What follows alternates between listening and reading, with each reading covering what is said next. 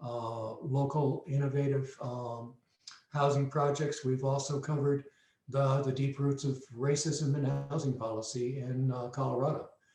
This is not, it's a national problem. It's definitely our problem as well. And if we're going to achieve affordable housing, we're going to have to really work the issues.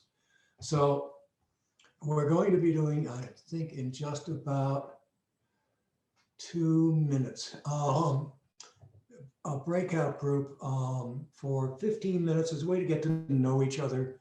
This would be random, etc. We are dealing with a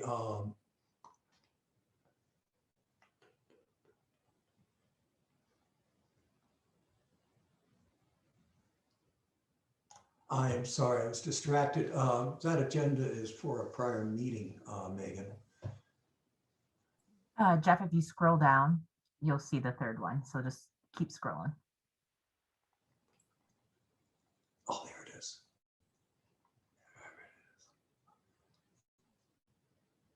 There we go. Good. So a general discussion then.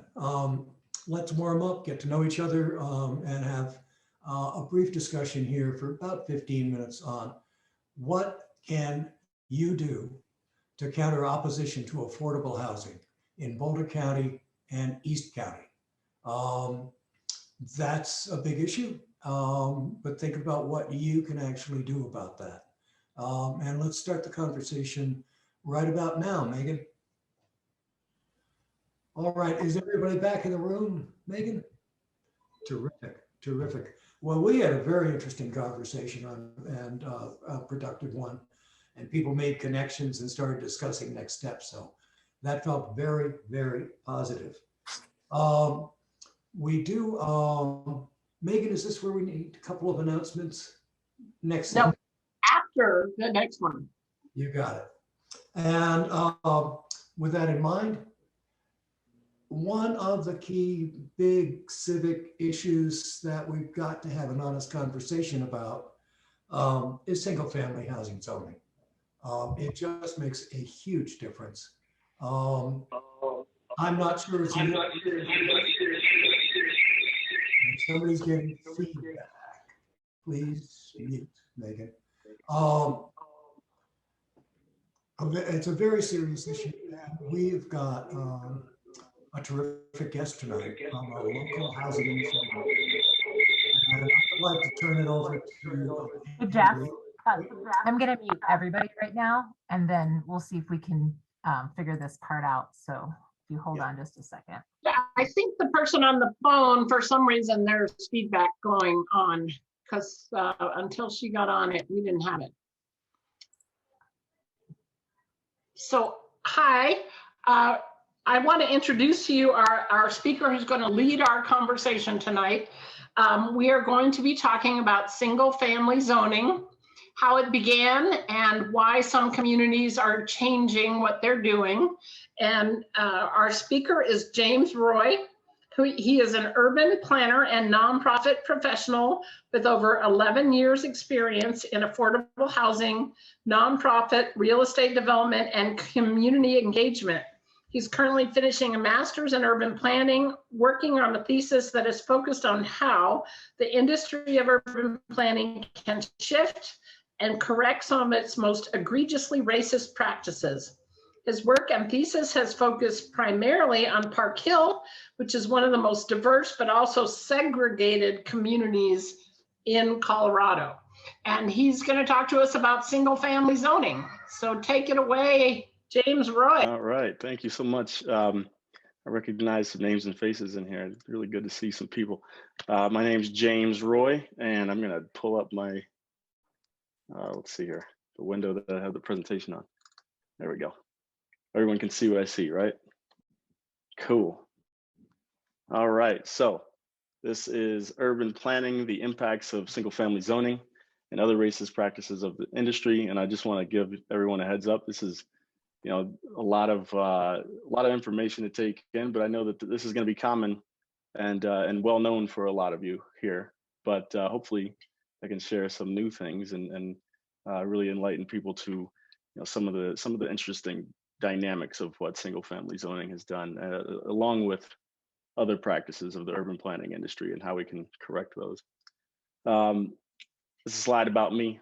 I won't spend too much time on it because thank you so much, Anne-Marie, for the introduction. Right now, I'm the executive director of Denver Metro Community Impact, which is a nonprofit that focuses on equity, with focus on collaborative work and bringing nonprofits together and eliminating the silos within that work. Like Anne-Marie said, I'm also an urban planner, a grad student at CU Denver. Been working on my master in urban planning for forever. Right now, I'm finishing a thesis, like Anne-Marie just said, that I've been working on while trying to be a full-time, executive director, as well as raising 2 kids. It's been tough, so that's been taking a while. The way that I usually come about really, this work and what put me into this work is a lot of my lived experience growing up in communities in Denver, especially ones that have experienced the systemic oppression and the general things that urban communities face. And I've got a lot of stories behind that lived experience that really helped me inform what I do. I also am informed by the research that I do in the thesis, and I just wanted to make sure everybody knew that. And I'm excited for the discussion later because I think there's got a lot to talk about here and a lot to really focus on. One of the things that I wanted to touch on, of course, is understanding how and where urban planning became what it is, and how it's really contributed to the long-term systemic damage and oppression of communities of color across the country. But really what was going on there, we have urban planning, the real estate industry, and the banking industry combining for that, for a lot of those situations. And we'll get into the practices that help, that were the tools for dividing communities, including redlining and white flight that came from that, blockbusting, and zoning as some of the terms there. Oops, I didn't mean to go to the next slide, but that works out. So urban planning impact on equity. This is something I really wanted to cover for a second, to really talk about how segregation got started. Segregation is the common term, of course, housing segregation that really began in 1865, arguably, and was finally ruled to be unconstitutional in 1917. One of the people like to call out quite a bit is Frederick Law Olmsted. He was junior, actually, and senior was also within the industry himself. But this is a celebrated planner that is still studied and praised in urban planning schools across the country. One of the things that is not often mentioned, though, is that he was a segregationist, a person that formed segregation committees in the 1910s, and that said that good zoning policy should contain racial divisions and prevent the mingling of people who are not ready to mingle and don't want to mingle. Single family zoning was one of the means to accomplish that segregation, which was called de facto segregation.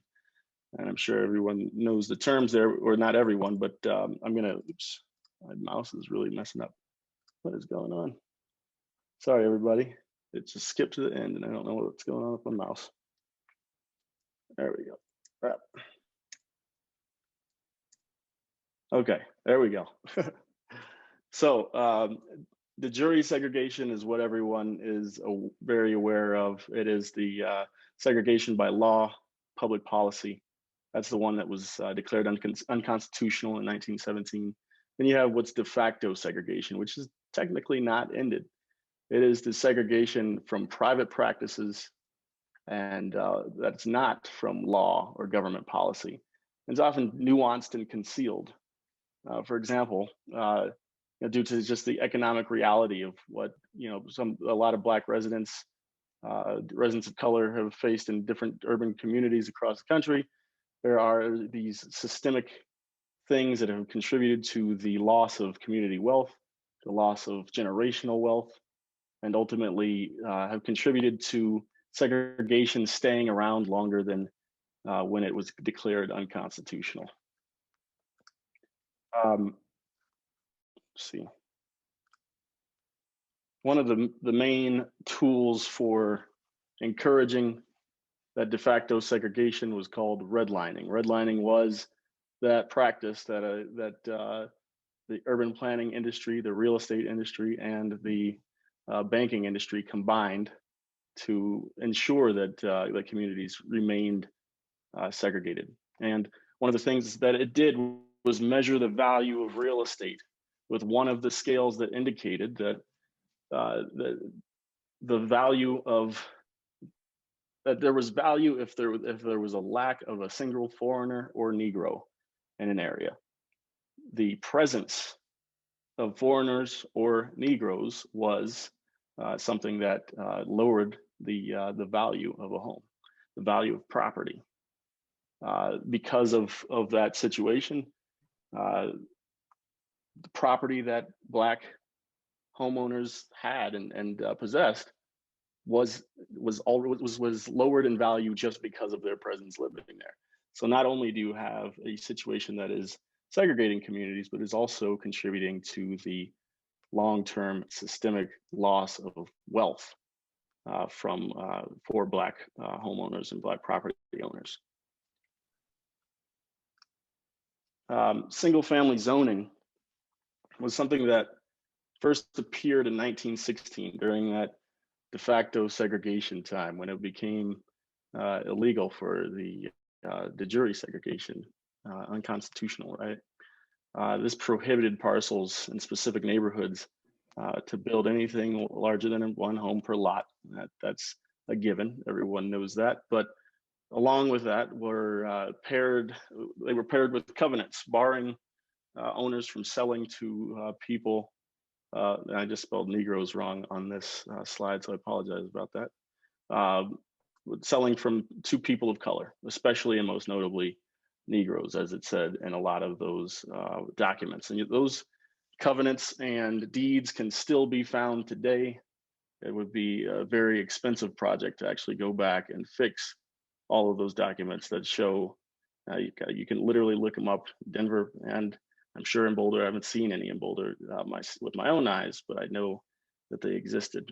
But the intention was, of course, to make sure that the property remained owned by white homeowners and landowners. This thing that was going on here rendered African Americans ineligible to for some of the newest type of mortgages at that time, which were the insured amortized mortgages, and also created an effect that made housing cost higher for African Americans, which resulted in fewer resources for the upkeep of those homes, the deterioration of homes, and the development of slum-like conditions, which became synonymous for a lot of neighborhoods of what Black residents really represented in people's minds. It started the thought that as soon as Black residents show up, a neighborhood's going to decline. So again, you see the loss of generational wealth and opportunity through these means here, as well as the effect of a continually widening wealth gap that we all know about. This slide right here, I wanted to talk a little bit about blockbusting, another tool that partnered up with redlining, and what the result of it was, which was white flight. Blockbusting was a practice where real estate agents would basically scare everyone into selling their property, creating a windfall of sales and profit for themselves. They would do this by scaring white homeowners out of their property and scaring them into selling their property very quickly by letting them know that Black people were on the way and that their property values were going to decline and that they should get out as soon as possible. So this is a flyer, a historic flyer from the Park Hill neighborhood. I just want to read the last two paragraphs of it that really kind of define some of the things that were going on here. So it says, a meeting of the voters and taxpayers, blah, blah, blah, and it talks about the location, but matters of vital importance will be discussed relative to fire prevention, lighting, and invasion of Negroes. Did you know, or do you know, that there are Negroes living on Glencoe, Ivanhoe, Jasmine, Kearney, 17th Avenue Parkway on Park Hill? Let us get together and protect ourselves. This is a flyer that was sent to as many white people in the Park Hill neighborhood here in Denver as possible to make sure that everyone started to sell their homes. Now, this practice here was not only there's something that here that you see that's talking about protecting the property values and protecting themselves. However, this flyer was used by real estate brokers to gain the opportunity to sell homes at furious paces, and then in turn they would short sale some of these homes, take them from the white residents of the neighborhood, and sell them for exorbitant prices to future black homeowners that were, because of the supply of homes that were available to the African American population of these neighborhoods.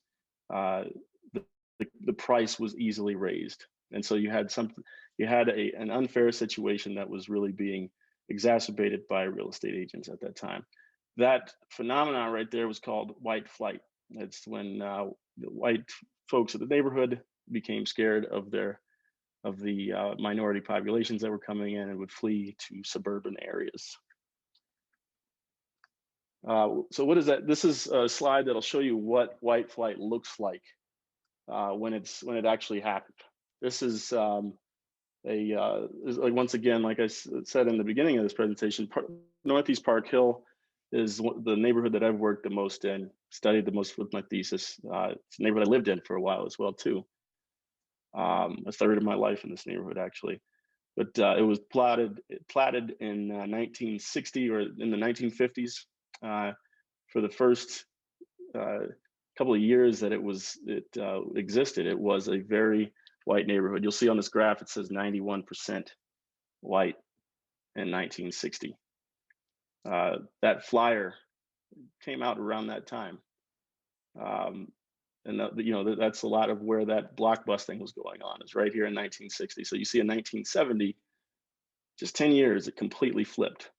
Same population, around 9,000, a little over 9,000, but it went to 88% black in 1970. And you can see on the graph on the right side, the visual representation of that flip, a literal flip right there. Now, of course, as we've progressed through time, there's obviously the concerns of gentrification and displacement, which is another story for another day on the right side of that graph. Just a little bit more on Park Hill. I know we're not talking about Park Hill in this meeting, but this is a really good representation of what that segregation looks like and how that really played out. So Northeast Park Hill is this top red box here that I was talking about. The blue and purple dots represent Black and Latinx residents of the neighborhood. And you can see there's a large concentration of that in Northeast Park Hill. I believe this is 2016 American Fact Finder data from the census. And a map that I made a couple of years ago to reflect that. The further you go south, the whiter the neighborhood is. So you see that the green dots represent white residents of the neighborhood.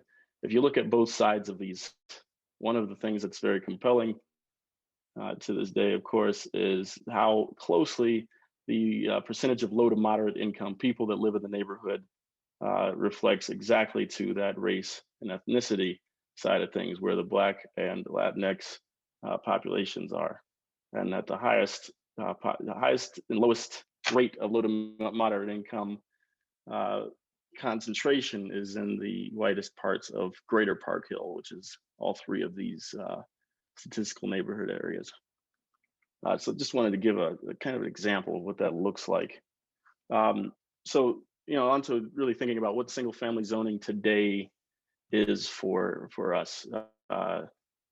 the impacts right now, it's still a defining factor of the American dream. It's what people imagine they want to raise their families in. That's where people really want to end up most of the time, is in a single family home with a family. The environmental impact of single family homes has been profound. Actually, we've got a lot of suburban sprawl, which means a greater carbon footprint, increased car reliance, watering of lawns. So, got a lot of use of water, and less efficient public transit, because obviously with density, public transit is easier to get to, easier to apply to is more people than it was, than if they're spread out. The affordability issues from the restricted housing supply, we see that across the country. We see that in the Denver metro area, of course, in Boulder. And then there's also the impact of the infrastructure strain that with neighborhoods that are being, that actually are pretty spread out and sprawled out. That will continue to be a problem, and is something that is showing up quite a bit in older suburban areas. And I think I'm running out of time, so I better go a little faster. The drivers of the persistence of this of single family zoning are really some of the fears and demands. So demand and perception, everyone, like I said, still that defining factor of the American dream. There's fears that focus around it. So Manhattanization, which is the fear that everything becomes ridiculously dense and skyscraper-like. Then there's the fear of the loss of property value. And just like on the impact side, infrastructure strain. People thinking that retrofitting to older single-family home style places is going to create increased traffic and things that opportunities that are not risks that really put a lot of strain on the roads and the infrastructure that's in place to meet single-family needs. The drivers of the change and consideration are really thinking about the housing crisis, affordability, and being able to get to that through an increased supply of housing. And then also the pursuit of equity and correction. One of the next things I wanted to get into was some of the case studies. Anne-Marie sent me a lot of these just the other day, actually. I was able to even look into these more. It was really helpful. So thanks for sending that, Anne-Marie. But Minneapolis has a really great thing going on. I shouldn't call it great. I want everyone to be able to judge it for themselves, of course. But they banned single-family zoning in 2020. Now we can't really study the impacts yet, but it is going on right now. They allow for duplex and triplex development citywide on any parcel. Also allowing for ADUs, which are accessory dwelling units. That's when you build a grandmother suite or whatever. I can't remember what the term is for that right now, but it's really being able to have a unit that maybe living above a garage, things like that. I'm sure a lot of folks know what ADUs are, so I won't go too much into that. And then the need that they needed to educate the progressive residents to understand what it was and what it wasn't at that time. So they were looking at telling people what it doesn't prohibit. It doesn't prohibit the single family homes. There's new duplexes and triplexes must be built within the existing envelope of the parcel that exists. And then, I don't know, what's this now? Last point, sorry guys, I forgot about this one. Economics of tearing down good single. Okay, so and then the other thing that this was saying is that the economics of tearing down good single family homes in favor for new density, like say, for example, something, a triplex or a duplex, it just doesn't pencil out to be able to tear one down and build that there based on the land cost. Another case studies in Oregon. They also are banned single family zoning in 2019 for cities that have population higher than 25,000. They're allowing fourplexes, up to fourplexes. And then for the cities between 10,000 and 25,000, they're allowing duplexes. This is not in effect yet. That's going into effect in 2021 for the smaller cities and 22 for the larger cities. On the other side of things, we've got California. They were about to pass a bill in September, but ran out of time. The efforts are still ongoing. This was going to allow duplexes and the conversion to 2 single-family homes on an existing lots across the state. That would allow homeowners to split the lots into 2 and ultimately even build 4 homes and where 1 lot exists. They had the votes for it, but ran out of time. The expectations are that this bill will return here this year. In San Jose, they've created a situation called opportunity housing, which allows for the increase of density within a half mile of transit-oriented sites. And then also allows for the increase of density with lots that share lines with multifamily developments. I think this is pretty interesting thinking here. In August, the City Council of San Jose voted to explore that further. They didn't vote to approve it, but it sounds like there's going to be a lot of research done to figure out exactly how this is going to work. And that would allow for up to 4 plexes on existing parcels. So with that said, that is really all I have to say about that. And I know I'm over on time, and we had a discussion that we were going to have. I also have some sources on the last slide here for things that were researched, but yeah, so far that's it.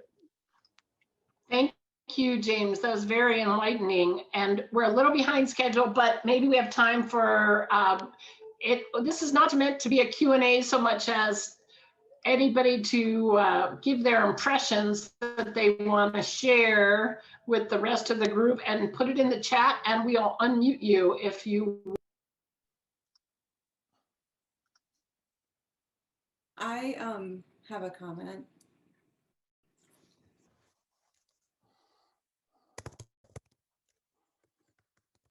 Go ahead, Gala. Hi, I was just thinking about Boulder and Boulder politics and Boulder personalities, and I wondered what you guys thought about rezoning certain neighborhoods for multifamily zoning. I don't think we can do blanket, I don't think it would pass like a blanket rezoning for this town anytime soon, like these other cities have done. But I wondered what you guys feel about certain neighborhoods if they were rezoned. Does that sound like a good compromise?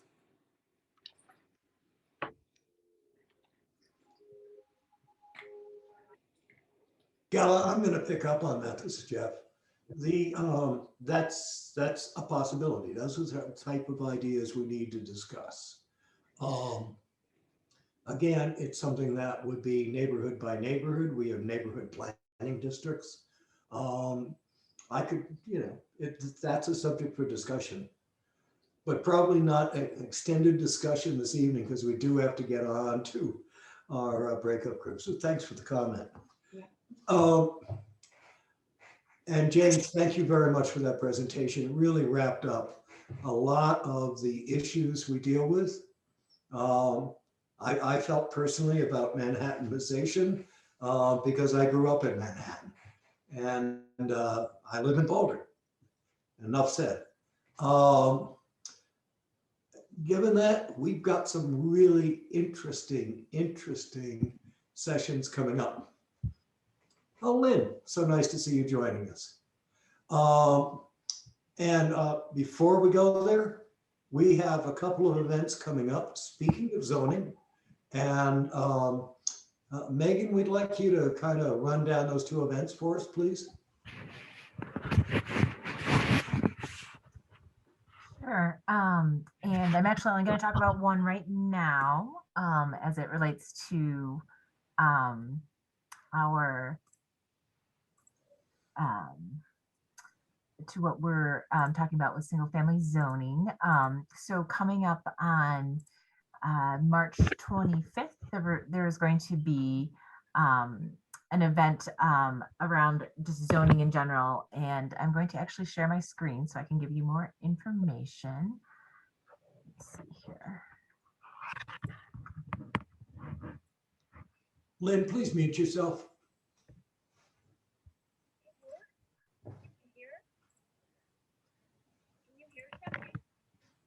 Okay. So it's called A City for Everyone, How Zoning Can Ease the Affordable Housing Crisis. This is a free virtual event coming up on Thursday, March 25th from 6 to 7:30. And we'll, when we send out just like a note with the link of this recording. We'll send out this information as well. But as you can see, they've got several great speakers. It's a Together Colorado event. Our folks down in Colorado Springs are putting it on, but they have folks from across the United States coming to lead this discussion on why zoning is such an important piece of the affordable housing conversation. And to our speaker's point, how do you even begin this conversation about single family zoning and what it would take to potentially undo that in different cities. So that's what I'll share for now. And I'll save my other announcement for the for later on before we leave. That's great. So we've got 6 different breakout groups people have been assigned to or volunteered to be a part of. And I am really looking forward to this discussion. I wish we had a chance, and we've been trying practically to figure this out, how to report back, but we will be, we can preserve chats and that sort of thing. And we'll be working on that. This meeting, of course, is recorded, but breakout sessions aren't caught, unfortunately. So I hope you've been enjoying the conversations we've had so far, and invite you to participate intensively in the breakout sessions we're now going to have. Annette's going to give us a little wrap up at the end with one more announcement from Megan. And thank you for attending. We've got good, solid attendance. We've got a lot of stuff to discuss. The breakout groups are not large, so that means you'll have every chance to participate. That's what we want you to do with a breakout group, is dive in and be part of the conversation. We've got a lot of stuff to generate because we have a lot of housing issues in Boulder County, and thank you for participating. And given that, Megan, would you launch our breakout groups, please? Yes, and I just want to say that we tried our very best to accommodate you if you did send in through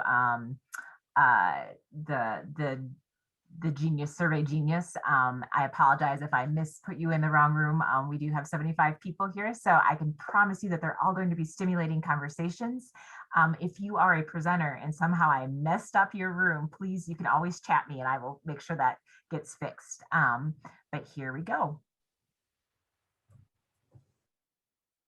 Of the AFL-CIO Housing Investment Trust, including a developer who wants to develop affordable housing. And we answered a lot of their questions. And I think we dropped some very important information on people. I was very glad to have Claudia Hansen team on the call as well, who asked a very deep question. So I am hopeful that this has been informative.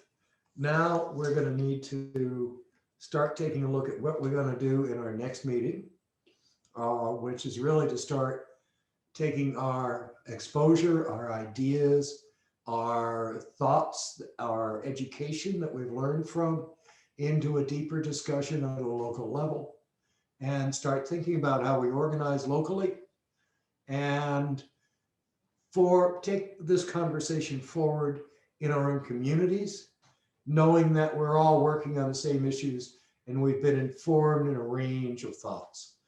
So with that, I think Megan has an announcement to make, and then we're going to close off. I'm going to pass it to Annette. She's going to do the moral imperative. Okay, let's go for that. Thanks. So thanks everyone for attending these sessions. I think we've all learned things that we didn't know. I just want to take some time to talk about what it really means to be housed. So the United Nations identifies adequate housing as a fundamental human right, and defining it as the right to live somewhere in security, peace, and dignity.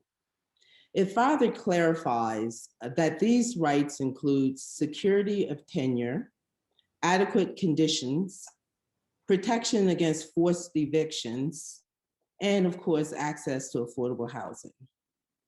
Now, if we believe that decent, livable, affordable housing is indeed a human right, then we have to admit that we're failing, maybe even miserably.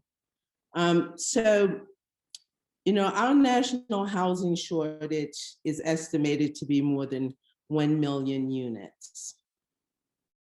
There are more than 1.2 million people on the government's national housing waiting list. 1.5 million children in the United States will experience some form of homelessness this year. And on any given night, 500,000 individuals will have no shelter at all. The Reverend William Barber and others at the North Carolina Housing Coalition believe that the time has come to pose the lack of access to affordable housing as a moral issue, maybe a moral failing.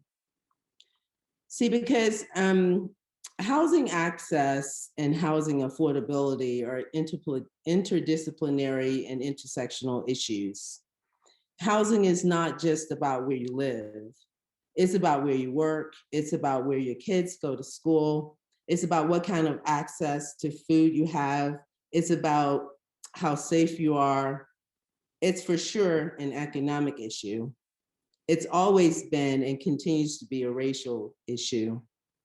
So we have to agree with Dr. Barber when he says this is about the moral center. It is about our humanity. So I think that, you know, James and in the breakouts, we kind of get a history of how we arrived at this place. I'm just going to highlight a few things because I know you know them and have heard them before, and even tonight you've heard them. But we got here not by accident. So from 1862 to 1934, the Homestead Act awarded 270 million acres of land and 1.6 million homesteads to ancestors of over 20% of white people in this country today. But Blacks did not get that rate. In 1944, President Roosevelt signed the GI Bill. Well, you know, that largely established the middle class, but for white people. So from 1933 to about 1968, and arguably until today, redlining became the discriminating tool of the day. The FHA refused to insure mortgages in or near Black neighborhoods.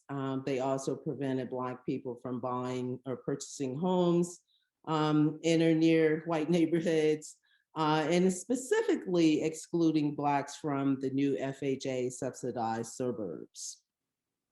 The FHA's underwriting manual of 1938 clearly demonstrates how the US government segregated America and picked who the winners would be. I'm just going to cover two little excerpts from this underwriting manual.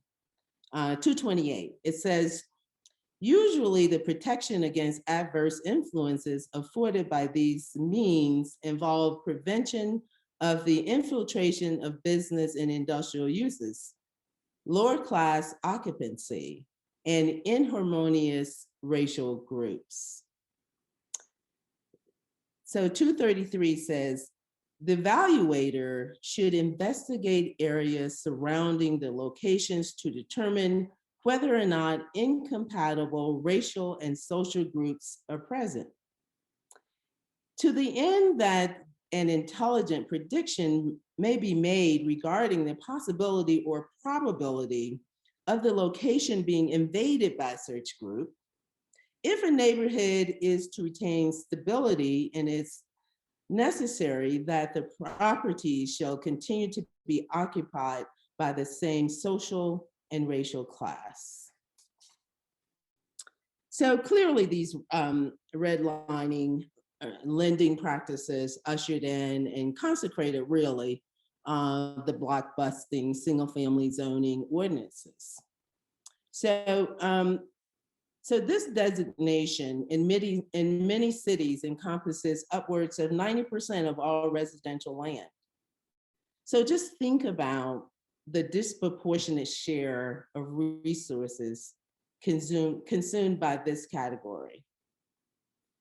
So many would argue that all of the ills of redlining survive and are thriving as evidenced, by the 2008 Great Recession. I mean, I can give you a whole bunch of statistics on that, but I'll just leave you with one, which is 50% of all foreclosures during the Great Recession, 2008, happened to Black and brown households. So we all know that homeownership is the primary means to build equity and wealth. And so this loss of wealth that happened during 2008 has not been recovered. As a matter of fact, in 1983, white families held about 5 times more wealth than Black families.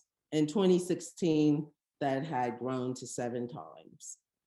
And so just here in Colorado, Black home ownership rate is about 37%, white homeowners ownership rate is about 70%. So, and we see that Blacks get denied for mortgages at around 20%. That's pretty high. And of course, NIMBY is always, there throughout everything that we've ever done in housing. It just runs rampant, right? It's the wealthy, predominantly white residents, high opportunity areas have had their political heft to prevent low and moderate income housing, multifamily housing, or any other land use deemed unsavory from being built in their neighborhoods. So I asked the question, is now not the time to welcome diversity and inclusion to community, to rethink our personal desires that lead to housing shortages, to make room for affordable housing? So I would recap by saying that housing is morally right. Housing is widely agreed upon by scientists and psychologists as a basic human need. We try not to let anyone starve in this country, but we let thousands sleep on the street. The American dream and access to opportunity is very difficult without housing. The reasons why the inequities are so often racially aligned was because of intentional racist policies. As a matter of fact, Congresswoman from Massachusetts, Presley, says that it is because of political and policy violence. So those who suffer most, of course, are the faultless next generation. Leaving people unhoused hurts municipal budgets. Denying people access to affordable home ownership opportunities hurt their economic fortunes and therefore, of course, the economy. So we all know what happens if we do nothing and if we say nothing. But silence really serves no one. So to quote Jay-Z, he says, "What you reveal, you heal." So this is the major, I think, challenge at hand: to educate fellow citizens of the inequity, the inequalities that we've woven, and to accept responsibility to fix it. Thanks. Well said, Annette. Thank you very much. That is an excellent presentation because it sets us up so much for the next step. And that is, what steps are we going to take to achieve housing equity? How can we be members of our community, move forward together? We've tried to present a very broad view of affordable housing opportunities, challenges, and history. Now it's time to take action. And what we would ask you to do is not just show up at the next meeting. Why don't you bring a couple of folk along with you? Why don't you bring, hey, Nancy, we've been talking about this. We're talking about organizing here, and I know we'll cycle back, and we will cycle back to provide education on these issues, discussion on these issues, because we have a great need to deal with this as citizens. We have a role, we have a responsibility, we have an opportunity to make a difference in this conversation. That's where we need to head. So we're looking forward to seeing you on the final and fourth session, where we start talking about taking action, being bold, leading our communities, and building a better future for Boulder County residents. That's what we're asking. And that's what we're hoping you will do, is don't let this be the end that we're coming to. Let this be the beginning that you're coming to in reaching out to others in this incredible opportunity to change Boulder from being Aspen to being our community, not for the rich, but for all of us. Now, speaking as a union leader, I want to see teachers and firemen, city workers and county workers, the people in grocery stores live in Boulder, not in Frederick. And what Annette was talking to about building Black capital is key. Black and brown and people of color capital is key to this effort. Getting people engaged in property as equity and wealth. That's what we need to see from our point of view. I hope you'll see it from your point of view. With that, Megan, is there anything else we need to do? Yes. Yep. So I put in the chat, but I have to tell you, Annette is not the wrong person to follow, because you just dropped a word for us, sister. Thank you so much. It was absolutely beautiful and inspiring. We've been talking a lot about the local level, the county level, and what I want to invite you into is there's some important housing bills that are coming up in the legislature. And tomorrow, which is what I put in the chat, there'll be a kickoff for a renters' rights and protections bill. We're calling it Keep Coloradans Housed. It's SB 21173.